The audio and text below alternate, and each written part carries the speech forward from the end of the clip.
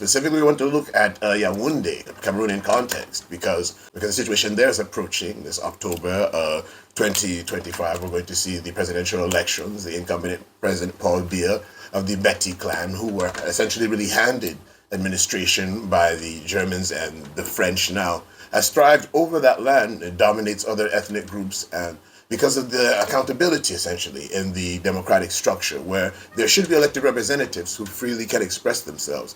But how do they balance and off pivot this situation where they can bring accountability if Mr. Biya now was able to strategically place a lot of the members from his ethnic group into the government structures? You see, even going as far as you see the Elecam, he has the ability to appoint who will be a representative there. Even in the militaries, strategic colonels and generals have been appointed specifically from his ethnic group. You see things of that nature, even in the government hierarchy amongst the ministers and things of that nature.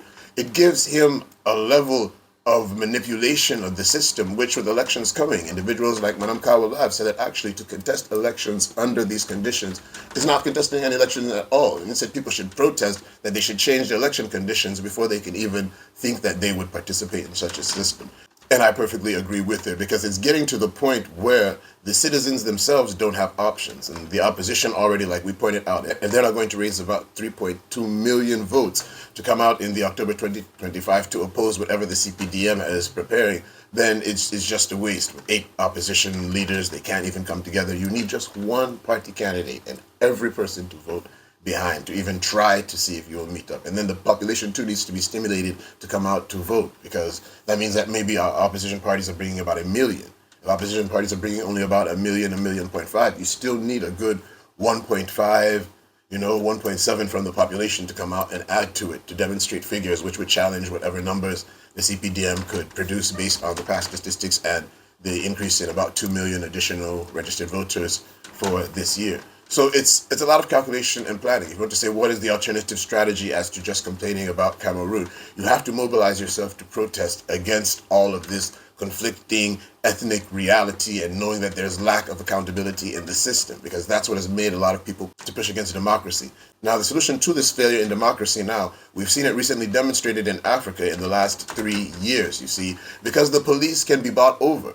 The judiciary can be manipulated. Though in Cameroon's context, we see that he's been able to appoint members from his ethnic group into strategic places in the armed forces. The armed forces as a structure actually are sworn individuals who are also citizens. They are civilians who are trained in combat now to serve as guardians or protectors of the state. Now, the armed forces, it can be made up of a hierarchy which is structured from a particular individual's ethnic group, but his entire ethnic group cannot make up the entire armed forces. And within the structure of individuals who are sworn to protect and defend the national territory as well as keep it safe from any domestic threats, are aware that when you have a situation of governance and you have a civilian who is a politician who is elected into some government office, that individual may start taking decisions which are contrary to the domestic security of the state, economic policies, allowing foreign military bases, negligence in the way that certain internal conflicts as well as conflicts coming across borders are handled. Things of this nature, you see it. Normally misappropriation of funds. The military would not see that as something as getting themselves involved in. But when a civilian starts to take decisions which actually challenge the national security of the state to the point that the state itself, the territory, could collapse, then we do see there is motion and reason now for a reset of a state government system. You see, a government being the individuals who are fit into the mechanisms, the various ministries which offer services for the state based on, the management of the resources that are sold and made available to be dispersed, so that the citizens now who are also giving their output from the private sector can merge and create now a society. You see, in Cameroon, we actually see a failed society emerging, a conflict since 2016 between the English-speaking and the French-speaking zones, which actually group ethnic nations from various former colonial invasions together. So the situation with Cameroon now, it only points that if we don't see a proper election in October 2025, then we can only rely on a type of military transition as we've seen even in Gabon. People say it's not possible in Cameroon because of the Betty structure in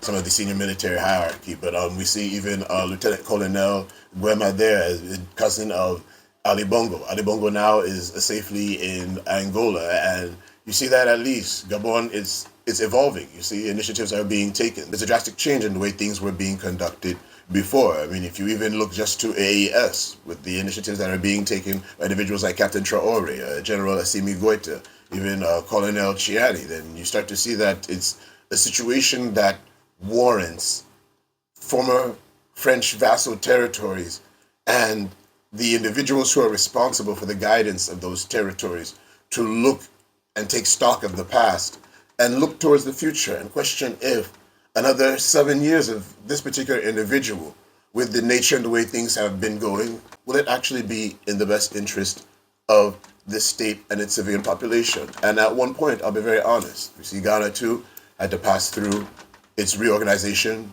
by late Flight Lieutenant J.J. Rawlings. As well, even in Nigeria, we know what Obasanjo has done. In Zimbabwe and Robert Mugabe, it really takes a militant perspective, an individual who is bent on protecting the national territory from domestic thieves. So I really think that that is the only solution I can give against this October 2025. Either they're going to get into some type of an opposition coalition where they would not look at all of the parties running, but just a single party individual going forward, and then everyone else coming in on that day to know that they're taking their ballot and dropping it in that person's name so that they swell up the numbers to above, let's say, 2.7, 3 million, 3.2, 3.5, so that if the ruling party brings any statistics and numbers that, let's say, 2.8, 2.93, then you see a very clear margin that now cannot be contested. And if there was manipulation now in the Supreme Court, like we said, the military to be in position to realize that their position as enforcers of the Constitution of the state is priority. It's prerogative. It's something that they should not look upon as being something that they should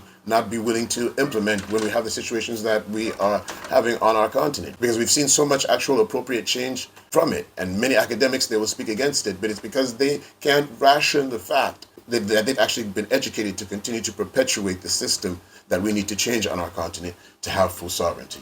Sovereignty is something that is militant. It's not something that a politician with a briefcase will understand, because they don't see the value of standing on territory and defending it. They only know how to sign documents and sell resources and speak and give policies. So those individuals who are Traoreist, we know where we stand. So let us continue to anticipate the situation and see how things are going to evolve.